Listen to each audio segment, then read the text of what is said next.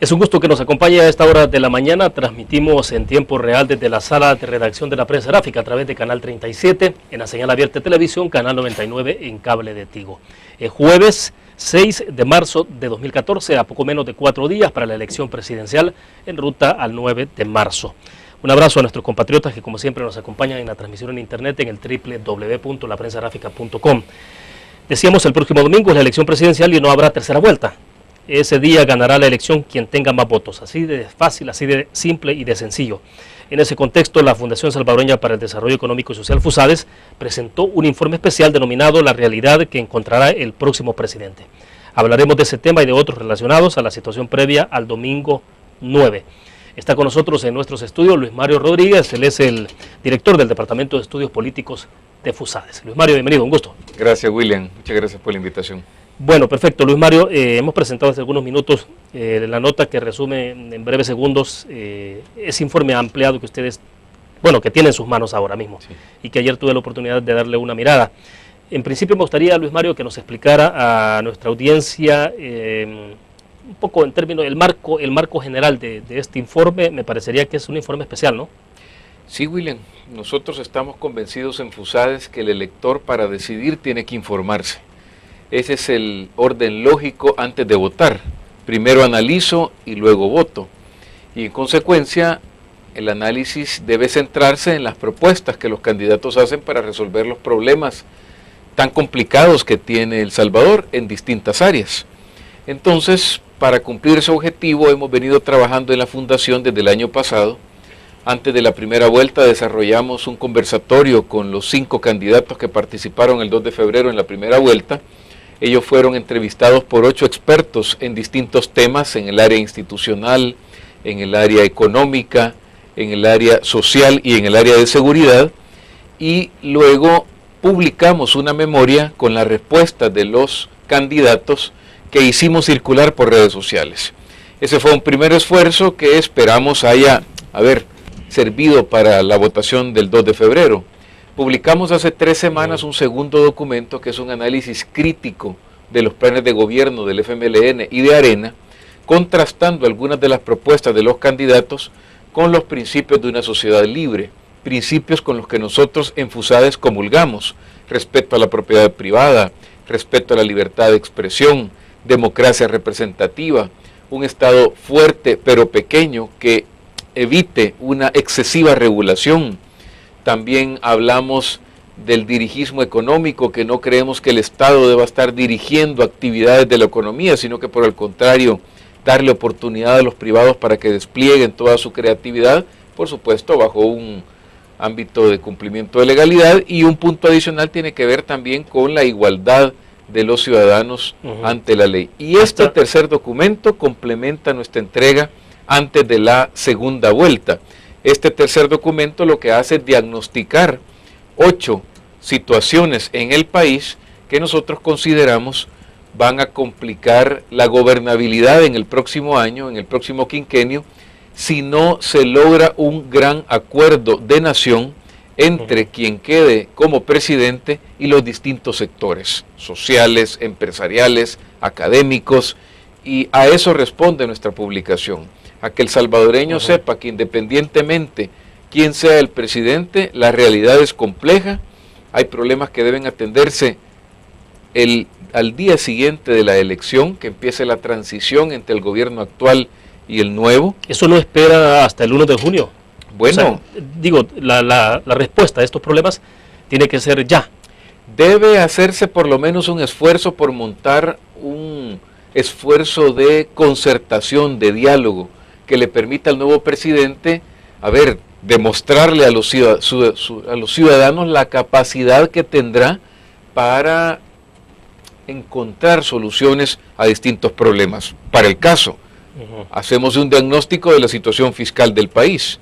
Tenemos un presupuesto desfinanciado, que si el presidente electo no inicia un acuerdo con las distintas fuerzas para financiar este presupuesto, en junio que tome posesión llevaremos medio año ya del actual ejercicio fiscal, y por lo tanto hay deudas que pagar, bonos que vencen, y por lo tanto es necesario que el presidente adopte con carácter de urgencia una estrategia de concertación inmediata con los distintos sectores.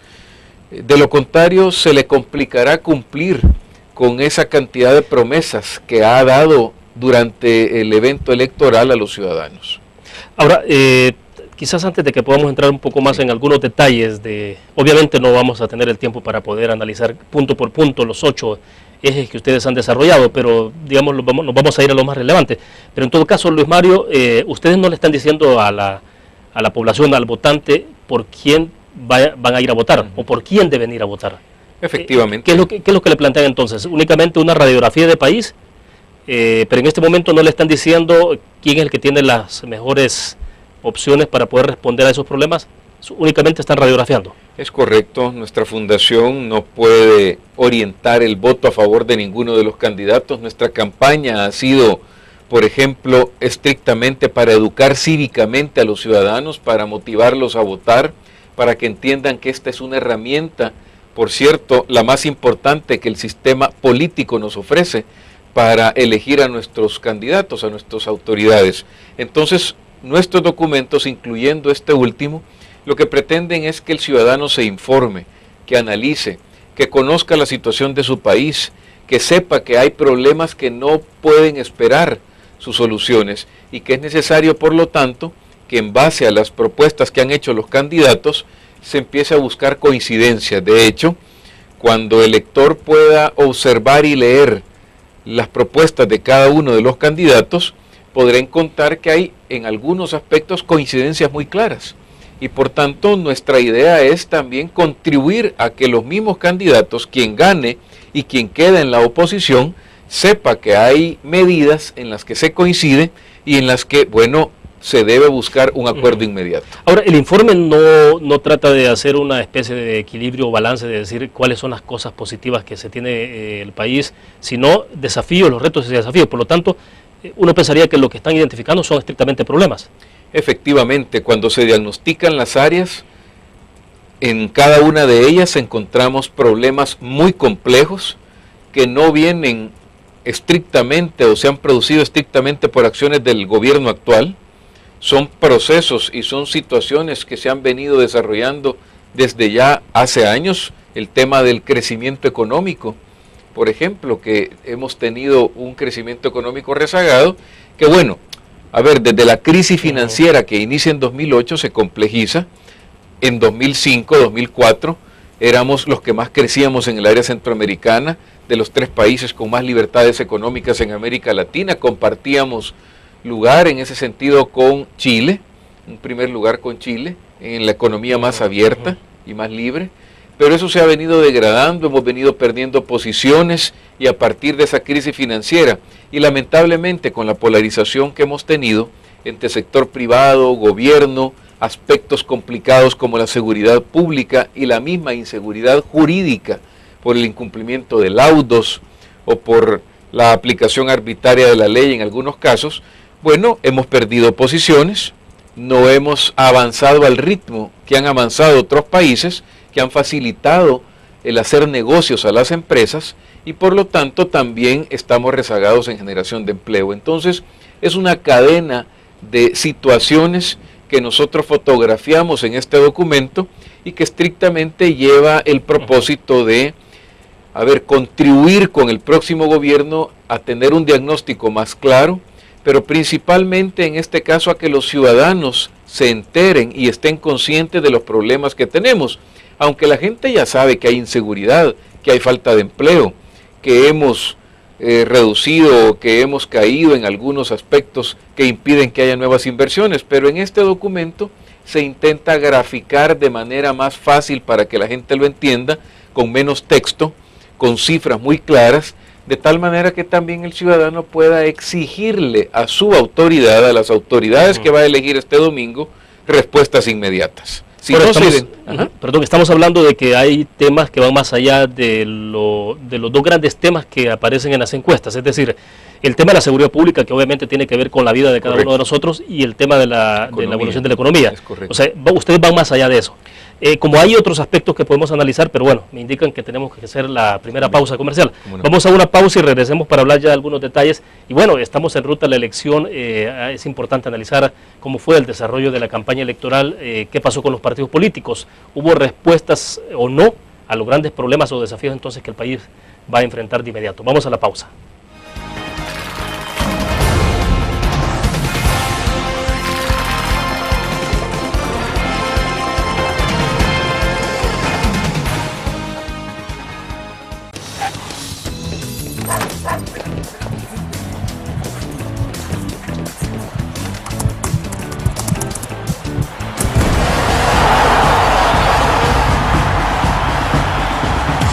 La pasión del deporte la vives también en elgráfico.com, el sitio deportivo más completo de El Salvador, con la información actualizada y resultados minuto a minuto de los partidos en juego. Elgráfico.com, conectados por deporte.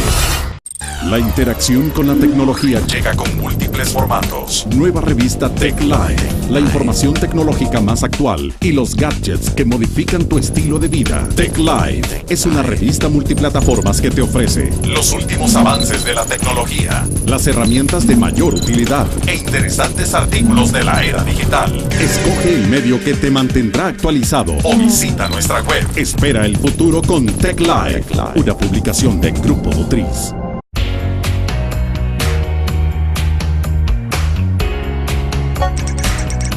Cada momento, donde quiera que estés, te damos el mejor contenido en diferentes plataformas para que tú escojas el medio para informarte. Y ahora con Grupo Dutriz Alive, la nueva aplicación digital. Vive la información como una nueva experiencia en tu periódico. Multiplicamos la forma de informarte. Grupo Dutriz. Infórmate. Exprésate. Y disfruta tu música. Punto 105. La radio del joven adulto.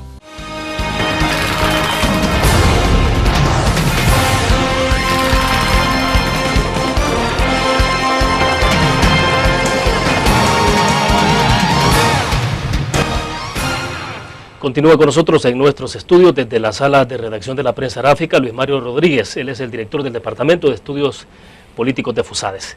Luis Mario, bueno, 8 grandes temas son los que ustedes están explorando en este informe de desafíos, retos para el próximo presidente, el próximo gobierno. Decíamos, pesan muchísimo estos desafíos. Se demanda entonces de un pacto, de un acuerdo, pero ¿de qué clase de acuerdos? ¿De qué clase de pactos? Es decir, con la gente que piensa afín al gobierno, a ese futuro presidente, a ese futuro gobierno, ¿cómo debe perfilarse un acuerdo de esa naturaleza? Bueno, eso es muy importante, William. Los esfuerzos que hemos tenido en El Salvador para concertar políticas públicas no han sido institucionalizados. Me explico, no tienen una entidad que gobierno tras gobierno vaya cobijando a los actores políticos, sociales y empresariales para que adopten acuerdos. Eso es un gran déficit. Tenemos que formalizar una institución que nos permita dialogar, porque han existido comisiones temporales.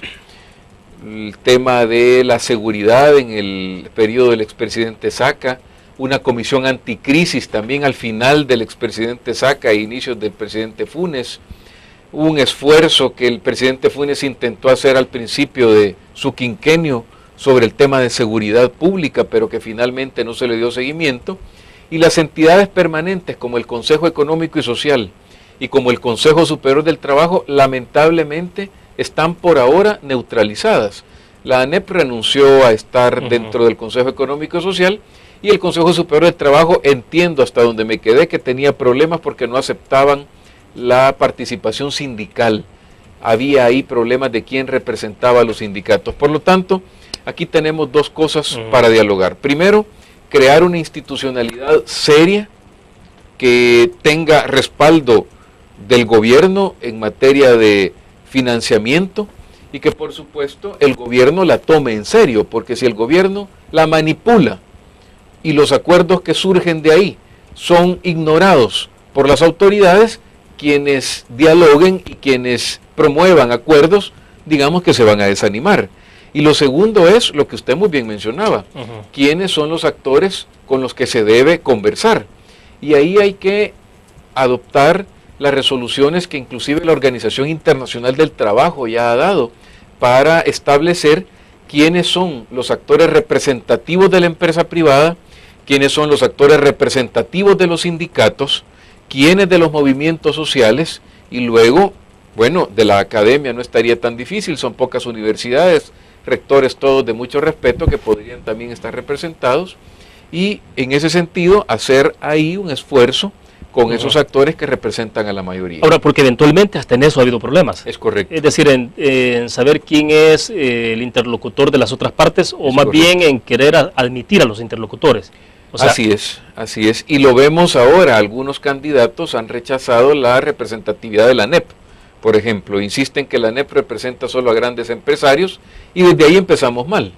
Empezamos mal porque hay ahí 49 gremiales que incluyen también a pequeños empresarios, y que por lo tanto se debería acudir, insisto, a resoluciones de la OIT que han establecido ya en otros países quién tiene la representatividad de los sectores, porque eso es fundamental para lograr un acuerdo. Si usted platica o si usted se sienta como gobierno a discutir con alguien que no tiene representatividad y que lo único que tiene es afinidad ideológica con su proyecto político, entonces ese acuerdo no va a tener legitimidad, va a estar construido sobre una base muy débil y se va a caer.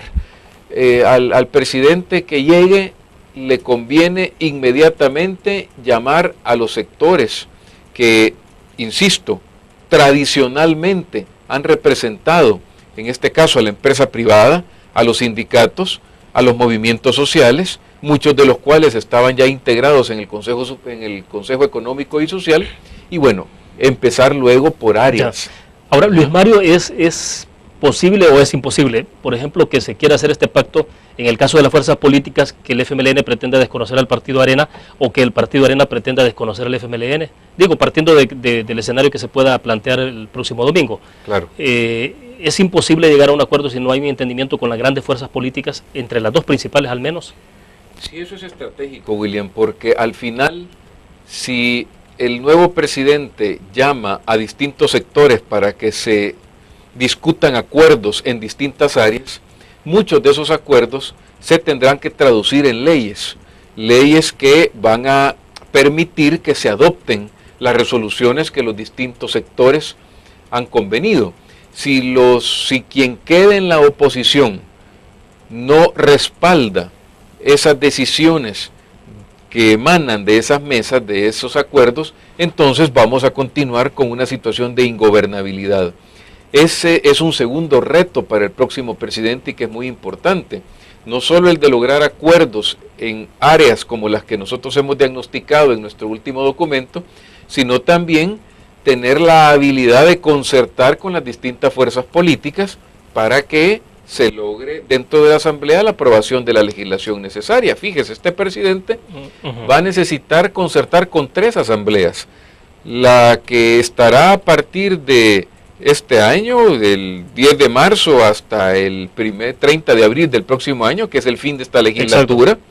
La próxima, que es entre 2015 y 2018, y de mayo de 2018, que tenemos nueva elección legislativa, ahí le tocará lidiar al presidente con una tercera asamblea que dura por lo menos un año de su gestión, porque la que se elige en 2018 sale luego en 2021, ¿verdad? Así que tengamos también en el país una oposición fuerte, inteligente, leal, en el sentido de oponerse a aquello que perjudique a los ciudadanos, pero leal en el sentido de aprobar todas las iniciativas, independientemente de dónde hayan surgido, si éstas ayudan a mejorar la calidad de vida de los salvadoreños. Oponerse a propuestas, independientemente vengan del gobierno o de sus adversarios políticos, solo porque ideológicamente no me conviene, entonces eso va a perjudicar al país. Es decir, hacer una oposición constructiva. En otras palabras, exactamente. Ahora bien, el país no tiene viabilidad si no se logran estos acuerdos o acuerdos mínimos. A ver, basémonos en dos áreas de las 8 que tenemos en el diagnóstico. La de seguridad que usted muy bien mencionaba y la de la deuda pública, la política fiscal. Si no resolvemos el tema de las finanzas públicas, nos puede llevar esa situación a, bueno, un momento en el que el Estado no tendrá para financiar los proyectos que están dentro del presupuesto general del 2014. Hay ahí 1.700 millones de déficit en ese presupuesto y por lo tanto, de no encontrarse un acuerdo por el lado de los ingresos, por el lado de los gastos, por el lado del crecimiento económico para que la actividad económica también genere más ingresos, pues entonces habría un problema de dónde obtener fondos. Y por supuesto que el tema de la seguridad es vital para que el inversionista continúe desarrollando en el país sus actividades y generando empleo. Es cierto que hemos visto que algunas empresas han anunciado que le apuestan al país y que van a invertir. Vimos al Grupo Calleja, que nos hemos alegrado todos por eso. Pero no basta con una sola empresa. Es necesario que muchas empresas se animen a venir al país. Tenemos un déficit, por lo menos en el último año, desde 2008, a ver, 188,000 salvadoreños no han encontrado empleo formal desde la crisis de mediados de 2008. E imagínese usted que entre 2014 y 2019, de acuerdo a los cálculos del Departamento de Estudios Económicos en base a cifras oficiales, se van a crear entre 2014 y 2019 250,000 empleos formales. Deben crearse como mínimo para absorber, ¿ya?, esa oferta que se va a tener de trabajadores. 250,000. 250,000. Es prácticamente el doble de lo que debió crearse en este periodo. Efectivamente. Ahora, el gobierno ha insistido que en este periodo ha creado más o menos 105,000, 110,000 empleos. Los datos que nos refleja a nosotros las cifras oficiales que han sido confirmadas por el Departamento de Estudios Económicos es que de julio de 2008, que empieza la crisis, a noviembre de 2013, el número de empleos formales adicionales que se crearon fueron 82,000. ¿Ya? De esos 82,000, 30,000 son funcionarios de gobierno, ¿ya?, y por lo tanto dentro del sector productivo se crearon 52,000. Por lo tanto hay 188,000 salvadoreños que no encontraron empleo formal desde 2008 y eso es preocupante porque esta gente se ha ido, una, está desempleada, dos, trabaja en la informalidad o tres, ha migrado a otro país y por supuesto que eso, va matando la ilusión, va matando la esperanza, va matando el trabajo y el esfuerzo que un hombre y una mujer quieren hacer para sacar adelante a su familia, ¿verdad? Ahora, insisto con la pregunta entonces, pero sí, ¿es imposible darle viabilidad al país si no se entra de manera consciente a un proceso de acercamiento con todos los sectores y a buscar esos entendimientos? O sea, a ver, ¿qué es lo que podemos tener como país, digamos, si no se entra en esta ruta? La administración del país sería muy compleja si no resolvemos el problema financiero, el problema de crecimiento económico y el problema de seguridad. ¿Ya? Son tres áreas que complejizan mucho la situación del país y por supuesto que harían que el Estado tenga muy poco margen de maniobra para seguir financiando programas sociales, para seguir financiando aspectos básicos de los ciudadanos como la educación y la salud, ¿ya? Y por supuesto que podría generar un caos el hecho que la escalada de homicidios, el fracaso de la tregua y la ausencia de una política pública de seguridad están haciendo en el país y por lo tanto puede generar un ambiente de zozobra más del que ya tenemos entre los ciudadanos, de tal forma que, como bien lo señalamos acá en el diagnóstico del Estado de Derecho, muchas personas empiecen a darle licencia a la policía, ¿ya?, y a las autoridades para atacar a los delincuentes aunque se incumpla la ley. En otras palabras, ya en 2012 hay un indicador clave donde a la gente se le pregunta que si las autoridades siempre deben respetar las leyes o en ocasiones pueden actuar al margen de la ley con tal de proveerle seguridad. Y ya se empieza a dar un porcentaje alto, 40% de la población apoyaría que el gobierno transgreda la ley para cumplir con sus objetivos. Y esto es grave. Esto es grave porque el ciudadano simple y sencillamente está tan agobiado con el tema de inseguridad que ya no le importa que la autoridad y respete la ley con tal que le provea seguridad a sus hijos. Bueno, pero hay un dato que puede ser y que puede estar en sintonía con esto, y es el hecho, en el pasado ya ha habido alguna denuncia o hechos concretos que han ocurrido, sobre todo en el oriente del país, de ciudadanos que se toman la justicia por sus propias manos. Claro, o sea, esos escenarios pueden estar planteados. Lamentablemente, si quien tiene el monopolio de la violencia, que es el Estado, no actúa, los ciudadanos podrían llegar a esa situación extrema, que por cierto sería muy lamentable para el país, sería realmente preocupante que los ciudadanos, al no verse protegidos por las autoridades, quieran tomar en sus propias manos la justicia, porque eso simplemente significa, bueno, que el Estado de Derecho en el país se empezaría a debilitar de manera acelerada. Aquí entonces el llamado cuando hacemos este diagnóstico en el Estado de Derecho y en materia de seguridad es que los ciudadanos, las autoridades, respondan con una política pública de seguridad que sea discutida con todos los sectores y que incluya no solo el componente de represión, sino que también el de rehabilitación y prevención. Bueno, creo que vamos a hacer en este momento una pausa comercial. Luis Mario, cuando regresemos hablemos un poco de cómo se perfila, cómo se ha perfilado el desarrollo de la campaña electoral en estos días, en los días anteriores. Ahora estamos en el silencio electoral, es decir, que no hay campaña electoral, no hay convocatoria de los partidos políticos a que se vote por ellos. Pero bueno, ¿qué es lo que se prevé para el próximo domingo? Y bueno, seguimos hablando siempre de desafíos. Regresamos.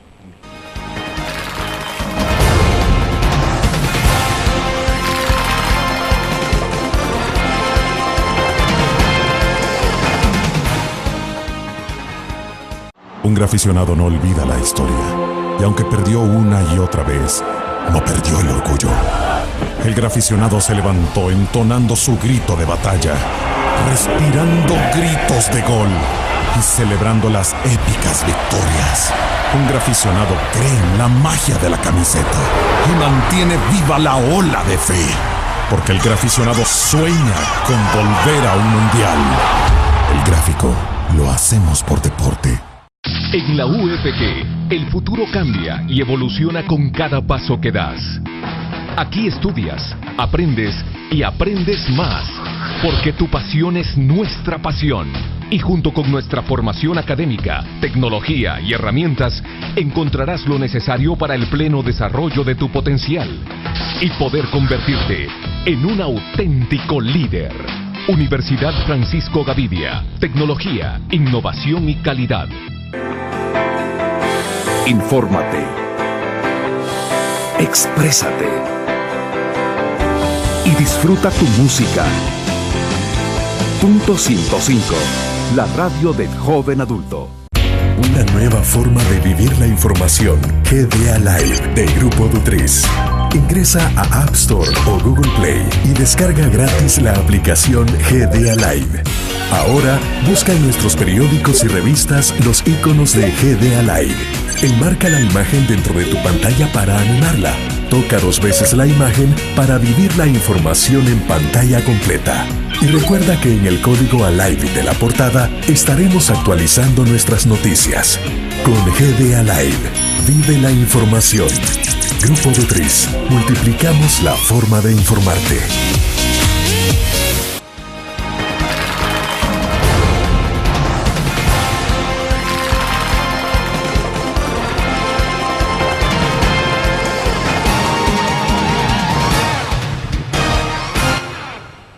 Luis Mario, hay acá algunas inquietudes de par de comentarios ayer que anunciamos en Facebook la participación suya en la entrevista en línea. Hay como dos preguntas en una, hay 3 inquietudes. Eric Abdul Rivera dice, bueno, me decía, si yo le iba a preguntar a usted cómo queda la credibilidad de FUSADES luego de la campaña abierta que han hecho a favor de Arena y que ha sido motivo de cuestionamientos incluso en el editorial de la UCA. Si le vas a recordar, me decía, la tristemente célebre serie de publicaciones en periódicos que fue sancionada incluso por el Tribunal Supremo Electoral. Ahí hay varios temas de los que podemos platicar sin duda alguna. Claro. Y Rosario Salinas, que nos dice, pregúntale mejor al licenciado Luis Mario Rodríguez que si no es más propicio llamar al pueblo entero a una huelga a brazos caídos, porque estas ridiculeces del mandatario pierden el tiempo en chambres para desviar la opinión pública del fracaso del gobierno que tienen. Ya no más estamos al borde del colapso social. Entonces son 4 consideraciones ahí. ¿Cómo no? A ver, nosotros hemos hecho un esfuerzo por fortalecer la educación cívica, la cultura política de los salvadoreños. Decidimos entrar en un momento en el que el salvadoreño necesita ejercer sus derechos políticos y para ejercerlos necesita que se le motive y que se le explique por qué razón es necesario ir a votar, ¿ya? No por quién, sino las razones por las cuales es necesario ir a votar. Y ante la ausencia absoluta y ante la omisión, ¿ya?, del Tribunal Supremo Electoral, por lo menos durante todos los meses previos a la primera vuelta, para motivar a que los ciudadanos fueran a votar, nosotros decidimos, llenar ese vacío de la autoridad electoral y hacer un llamado para fortalecer la cultura política, promoviendo el ejercicio del voto a favor de la democracia, ¿ya? Nosotros estamos convencidos, porque así lo sustentan los diagnósticos, que la seguridad está complicada y no la hemos visto desde hace muchos años, que el trabajo está complicado también porque hemos visto cómo 188,000 están desempleados desde 2008 y están en la informalidad, ¿ya?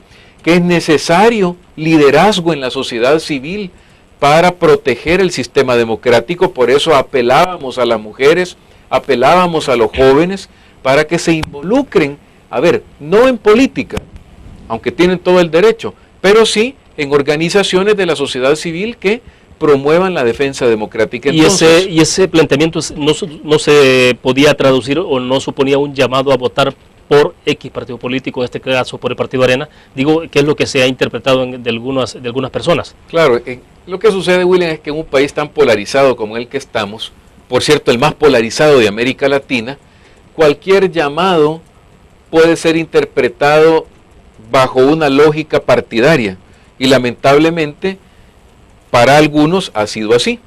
Nosotros hemos desplegado un esfuerzo, ¿ya?, para que el ciudadano vaya a votar, que por supuesto, si creeríamos que estamos cometiendo un error, no lo hubiéramos publicado, pero han sido vallas enormes, spots en la televisión con el apoyo de los medios, cuñas de radio, publicaciones en los periódicos. Abiertamente nosotros hemos promovido el sistema democrático, hemos promovido la herramienta que le permite al ciudadano elegir a sus autoridades, hemos promovido el liderazgo que necesita esta sociedad para que se solventen todos los problemas. Ahora, ¿han enfrentado el señalamiento directo del presidente de la República por todo esto?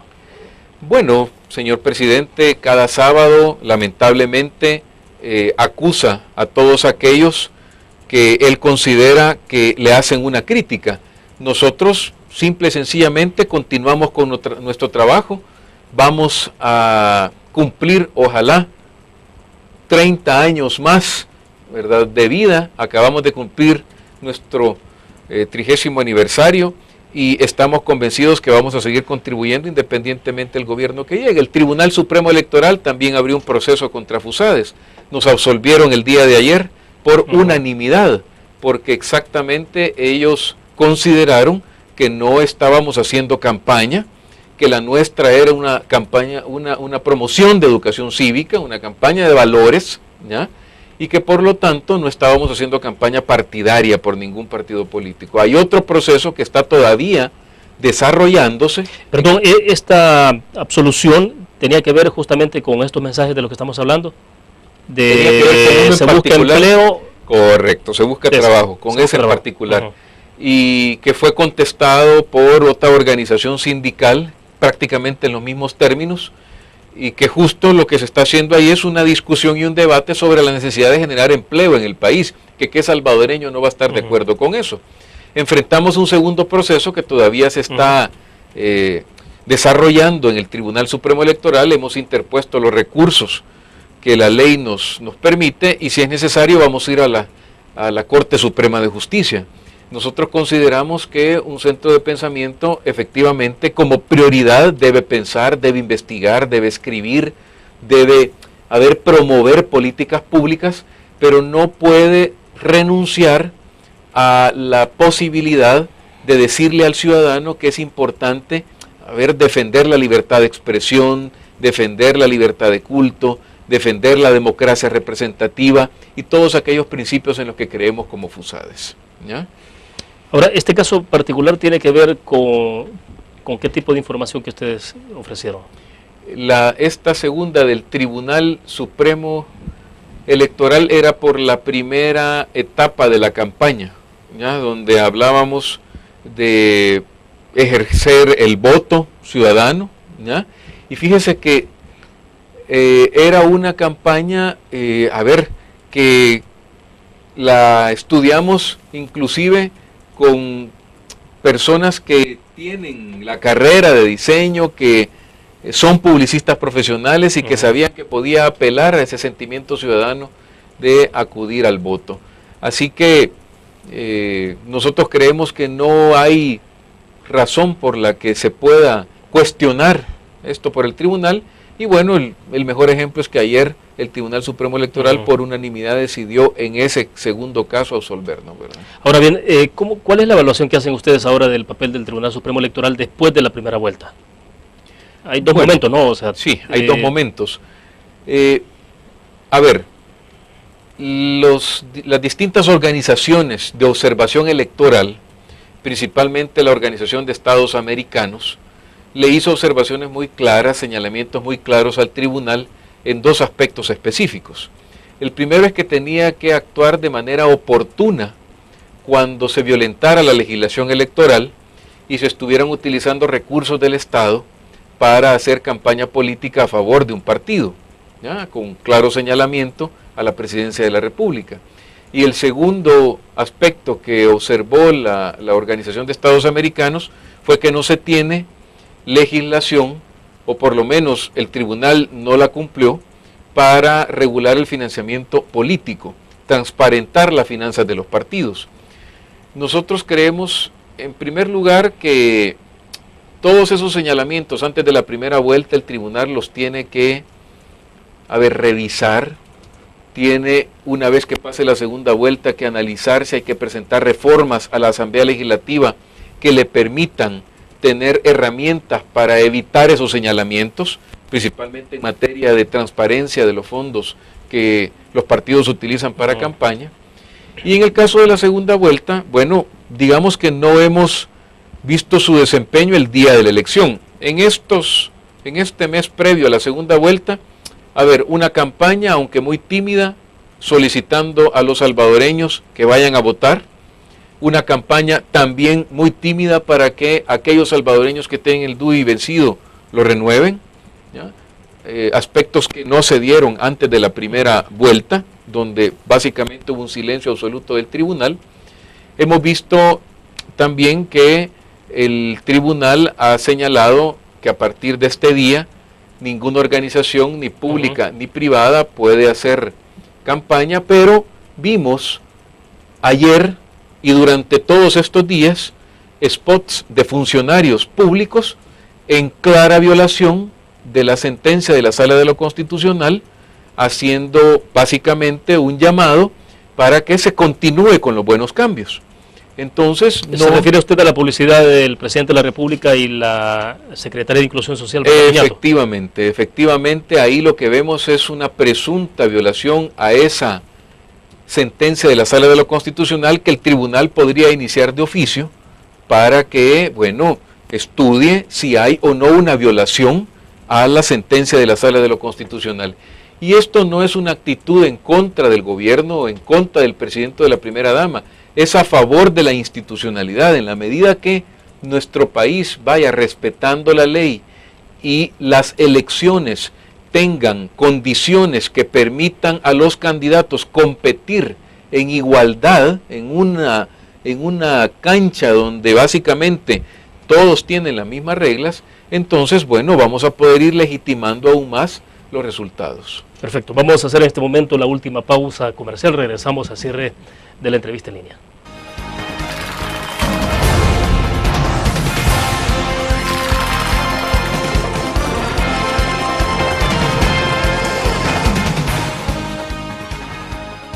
En la UFG, el futuro cambia y evoluciona con cada paso que das. Aquí estudias, aprendes y aprendes más, porque tu pasión es nuestra pasión. Y junto con nuestra formación académica, tecnología y herramientas, encontrarás lo necesario para el pleno desarrollo de tu potencial y poder convertirte en un auténtico líder. Universidad Francisco Gavidia, tecnología, innovación y calidad. Un graficionado no olvida la historia, y aunque perdió una y otra vez, no perdió el orgullo. El graficionado se levantó entonando su grito de batalla, respirando gritos de gol y celebrando las épicas victorias. Un graficionado cree en la magia de la camiseta y mantiene viva la ola de fe, porque el graficionado sueña con volver a un mundial. El gráfico lo hacemos por deporte. Infórmate. Exprésate. Y disfruta tu música. Punto 105. La radio del joven adulto. Cada momento, donde quiera que estés, te damos el mejor contenido en diferentes plataformas, para que tú escojas el medio para informarte. Y ahora con Grupo Dutriza Live, la nueva aplicación digital. Vive la información como una nueva experiencia. Multiplicamos la forma de informarte. Grupo Dutriz.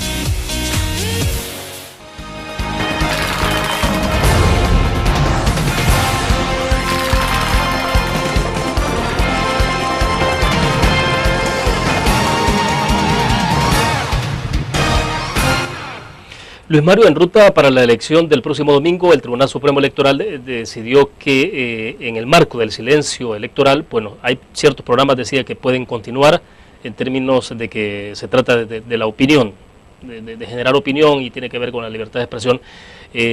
Conversado con el presidente del próximo sábado, un programa que hay también que dirigen algunos diputados del Partido Arena, otro programa del alcalde de San Miguel, Will Salgado, y desde luego las entrevistas que hacemos los medios de comunicación a los periodistas. Ese es un tema que me gustaría conocer su respuesta. La otra, le decía en el corte comercial, si en esto de las sanciones no hay algo parecido a como puede ser un mal constructor en este país, digamos, que dice voy a construir un par de viviendas. No importa violentar los procedimientos de la OPAMS, al final de cuentas la multa que voy a pagar a la OPAMS es de $2,000, pero lo que voy a ganar yo en esto, en ganancia, va a ser de $2 millones. Entonces, Claro. En este caso particular de la publicidad fuera de tiempos, ¿no será que las multas también son demasiado pequeñas como para no, digo, cualquiera lo presupueste como parte de un negocio, de una operación? Sí, efectivamente, hay ahí un incentivo perverso, en el sentido que si usted tiene una consecuencia mínima cuando violenta la ley, pues versus el rédito que le va a dar, como usted bien señaló, digamos que el funcionario que va a cometer esa acción, simple y sencillamente, calcula cuál es su rédito, cuál es su beneficio, pero aquí la idea sería pensar en sanciones que realmente disuadan al infractor. En México, le comentaba, las sanciones han llegado inclusive a $100 millones en el caso de Pemex Gate, cuando se utilizó recursos de esa entidad estatal para financiar la campaña de Fox, o $50 millones a un grupo que se llamaba Los Amigos de Fox, que también violentaron la regulación del financiamiento, que es muy estricta en el caso mexicano. Entonces acá, si se tuvieran sanciones pecuniarias más altas, si se tuvieran inclusive responsabilidades de destituir del cargo a esta persona, bueno, podría eso ser, digamos, disuasivo. De hecho, está el tema de quitar a la persona de su cargo si se incumple la decisión de la Sala de lo Constitucional. Lo que no hemos visto es un análisis serio del Tribunal Supremo Electoral, por lo menos en estas etapas. Es cierto que en estos procesos, es cierto que en el proceso electoral actual, el Tribunal Supremo Electoral ha diligenciado el mayor número de demandas en la historia de su creación o desde su creación, pero probablemente ha dejado por fuera los procesos más importantes, que es el uso de los recursos del Estado para hacer campaña a favor de un candidato. Lo otro que usted mencionaba es que la libertad de expresión dentro de una elección, no debería limitarse, o su único límite, mejor dicho, debería ser aquello que la legislación electoral establece para no llamar al voto cuando la ley llama a un periodo de reflexión. Entonces, el problema de los programas radiales del presidente o de la oposición o del alcalde puede ser que se utilice para atacar al candidato del partido adversario. En el caso del programa del presidente, pues hemos visto que sábado a sábado lo ha hecho. Entonces, si esos programas se utilizaran para dar cuenta de las acciones en beneficio de los ciudadanos que se ha hecho durante esa semana, bueno, digamos que no sería ahí ningún incumplimiento. ¿Usted sería de la opinión de que únicamente se deje abierto el espacio, la posibilidad para que únicamente haya entrevistas de los medios de comunicación, de los periodistas? Nosotros no hemos analizado legalmente el contenido de uno y otro programa. La libertad de expresión la tenemos todos por igual. El tema es que debemos respetarla. Los programas pueden continuar, cualquiera, de cualquier naturaleza. El tema es que la autoridad electoral debe estar muy pendiente para, analizar si en ese programa el funcionario está haciendo campaña a favor del partido, del partido de su preferencia, o está atacando al candidato del otro partido que obviamente le afecta de manera electoral. En ese momento entonces el tribunal tiene que actuar de oficio. Por lo tanto, no se trata de coartar la libertad de expresión ni de los ciudadanos ni de los funcionarios, sino de una actuación más proactiva del Tribunal Supremo Electoral, tratando de escuchar estos programas, fiscalizarlos y en el momento que encuentren algo que violente la ley, sancionarlo. Ahora bien, ¿qué espera del próximo domingo? ¿En qué condición cree que se puede desarrollar esta elección? ¿Será una elección parecida a la del 2 de febrero? Es decir, una elección que fue bastante tranquila, tampoco hubo hechos así traumáticos, o sea, sí. ¿Usted cree que podemos tener un evento electoral distinto, igual en términos de que pueda desarrollarse con tranquilidad?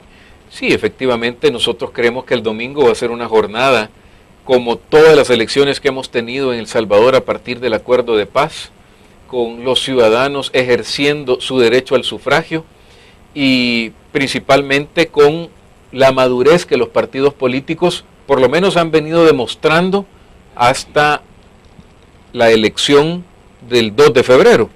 ¿Ya?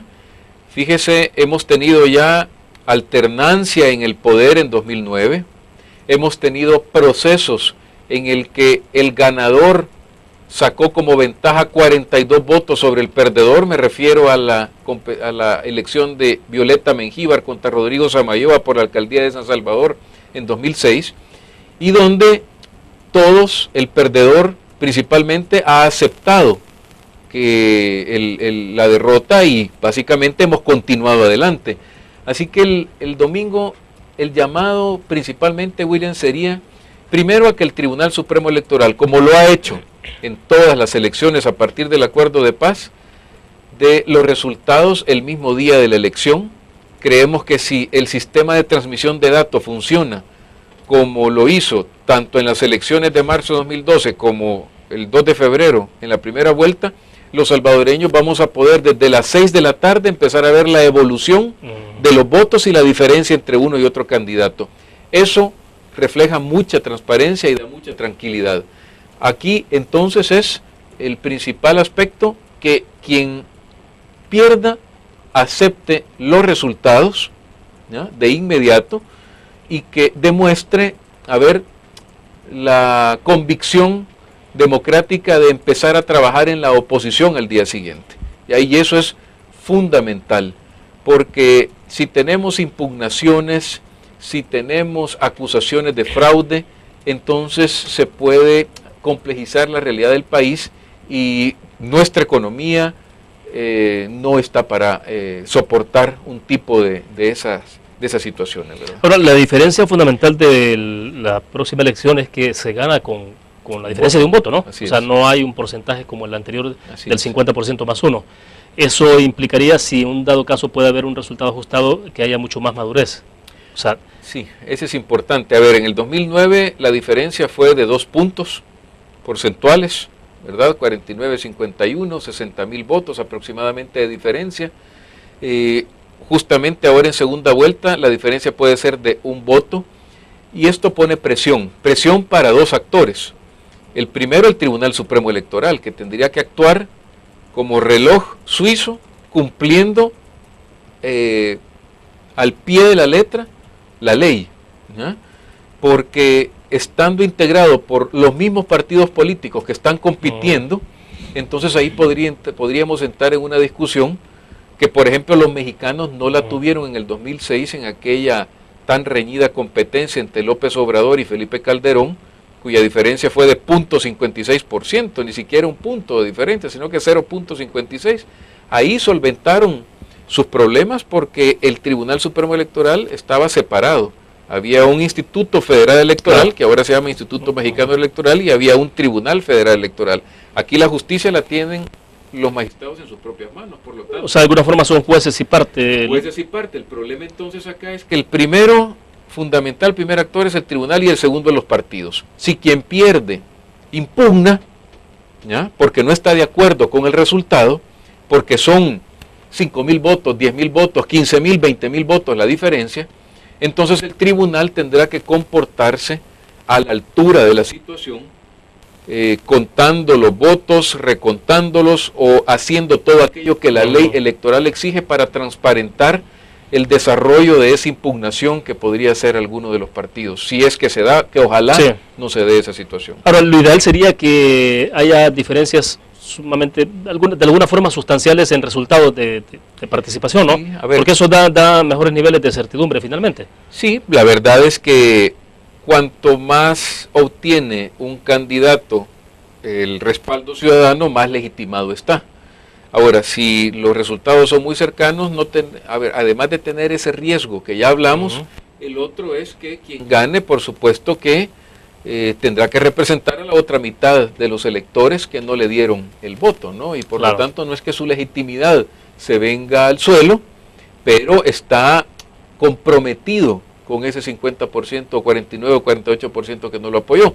Independientemente, si la brecha se amplía, si son 5 o 10 puntos, la soberbia no será buen amigo del nuevo gobierno, ¿ya?